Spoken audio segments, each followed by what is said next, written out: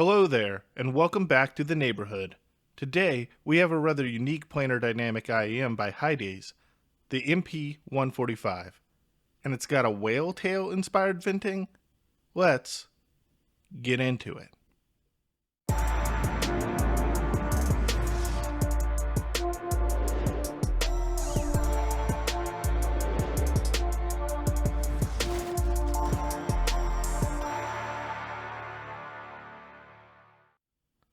So Hidizs is doing a Kickstarter for the MP145, and part of the proceeds go to a whale and dolphin conservation, which I think is a really good cause.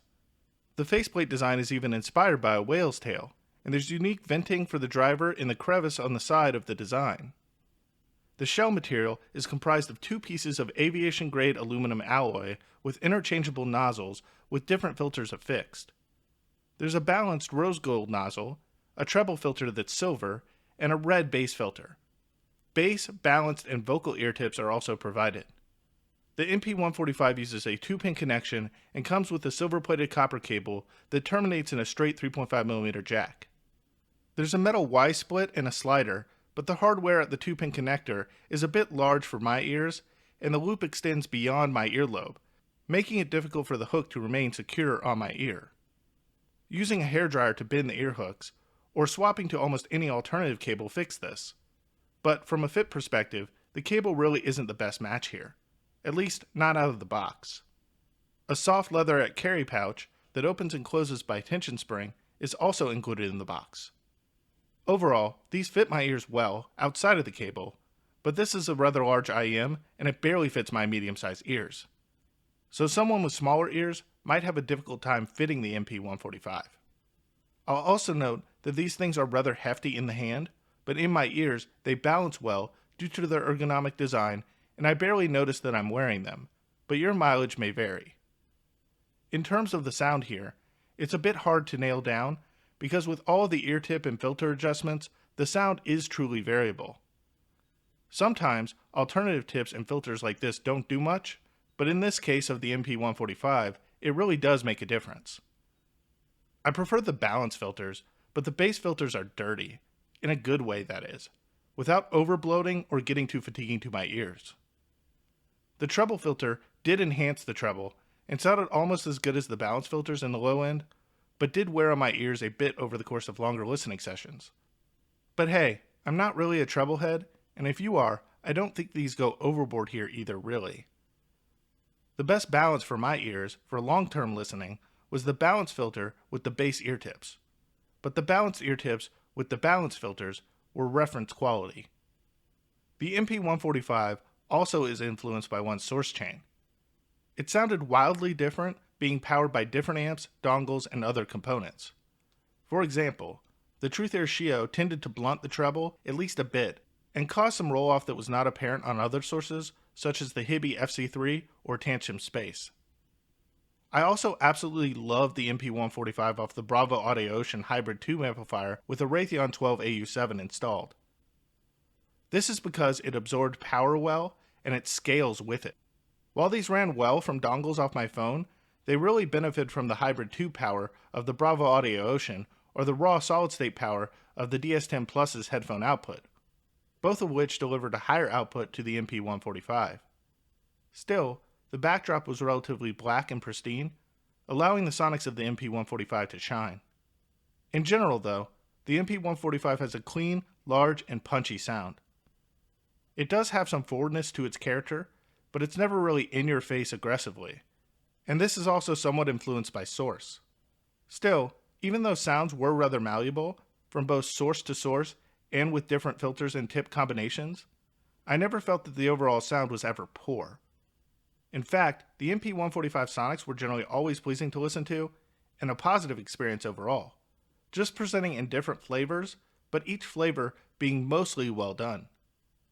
And I may still be in a bit of a honeymoon phase with these, but considering other Planar Magnetic IEMs in the price range, around $100 to $200, at least those that I've heard, this is my new favorite. In my opinion, right now, this is the one to beat. And yes, it satisfies me more than the S12, P1 Max, Timeless, and the others. In comparison to the S12, timbre is more neutral and it's less bright and less spiky to the ear. Compared to the Timeless, the upper mids are less aggressive, its note weight is fuller, and it definitely has more of an impact. Still, the Timeless will likely be the planar for vocal lovers, as vocals, although really well done in the MP145, are not as standout of a characteristic as they are in that set. And while the P1 Max may have the MP145 beat when it comes to stage width and smoothness, it's certainly more of a flavored profile than the MP145 is, which comes across to my ear as much more neutral and reference in its tonality, which this reviewer will always prefer. The MP145 also does something that these others really don't. It actually sounds like a Planar Magnetic headphone. The perspective it takes is a tall one, like one of the larger ear-shaped Hidizs. And like a larger planar, the mid-range is light, nimble, reactive, and reflexive. The bass hits deep and hard and has a really good rumble and slam. It's not in-game detail, but it's got an above-average detail for its price and with good texture to each note. It avoids the pitfalls of some other planar magnetic designs with limited smearing, shearing, glare, or grit. The treble is mostly crisp, clean, and clear, without venturing too much into excessive sparkle, sharpness, or over-embellishment. But with the good also comes the bad. While relatively neutral sounding, it does have some planar tonality, what others might call a slight metallic timbre. Even so, if you can deal with a Hidizs, you'll likely be able to not only tolerate, but also appreciate these. Still, the stage isn't huge from right to left. The sound only really expands just beyond the listener's ears. But there is really good height and decent depth to the image as a whole, and the level of separation is also good enough for its stage. Instruments within it image well, and are easily distinguished from one to another, and I never really felt any sounds were lost to confusion or under-expression. It's not the most technical performer, but it layers well, decays well, and is easy to track within space. So there's basically a lot to love here with the MP145. It's a great IEM with a good cause, and it's priced well to boot. But if you want to get your hands on one for yourself, you're unfortunately going to have to back the Kickstarter and wait, which should go live on the same day that this video is released, by the way. As of the making of this video, I'm uncertain when units of the MP145 will actually ship out to their customers, but I'm sure this information will be provided on the Kickstarter's page for its backers to take into consideration. Promotional early bird pricing is advertised at $109, but in my opinion, these are competing with the likes of the Moondrop Kato and the Kiwi Ears Orchestra Lite, both of which are priced higher at $169 and $249 respectively. And I will point out that each of those IEMs consist of different driver designs, with the Kato being a single dynamic and the Orchestra Lite being an all BA set. As the MP145 is a planar magnetic implementation, it might be the one to add to a collection like this. That is, if one hasn't taken a plunge on another planar yet, or wants to replace an existing planar magnetic IEM with one that might sound more planar, as this one does. In the end, I simply can't say enough good things about the MP145, and I'm thrilled that I already have one in my possession. I've been under embargo since I received my set, and I've just been itching to talk about it since I slipped them into my ears. The only major drawbacks that I foresee with this set are that the planar sound might not be for everyone, and its large size may not fit those with smaller ears well. But otherwise, it's a really well implemented set that can likely be tuned by both tips or filters to almost anyone's liking. And before you go, make sure that you leave a like on this video and smash that subscribe button if you haven't done so already. It just takes a moment of your time, but helps the channel in immeasurable ways.